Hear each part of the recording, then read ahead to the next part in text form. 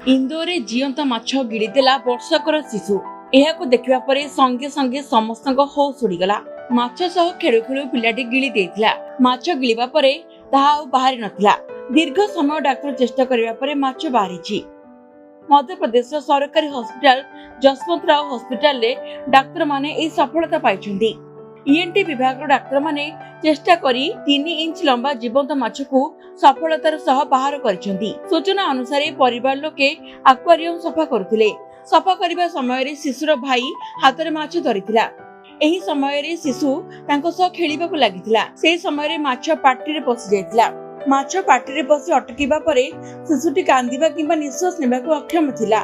पिलाटीर पाटीरु लगातार रक्त बाहरुथिला एवं अम्लजान अभावरु शरीर नीळ हेबाकू लागिथिला।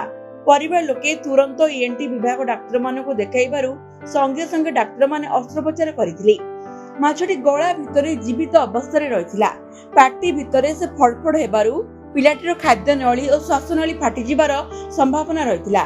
तेणु एही घटनारे डाक्टर माने एंडोस्कोपिक प्रक्रिया व्यवहार करी माछकू सफलतार सह जीवंत बाहर करिथिले। सफल अस्त्रोपचार पर पिलाटीर श्वासक्रिया स्वाभाविक होइथिला। डाक्तरଙ୍କ एभଳି काम पई परिवार लोके धन्यवाद दैछन्ती।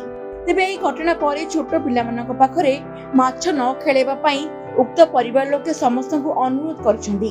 सामान्य असावधानता पई गोटिए पिलार जीवन जायथांदा बोली कहै जायछि। ब्यूरो रिपोर्ट ओडिशा संवाद।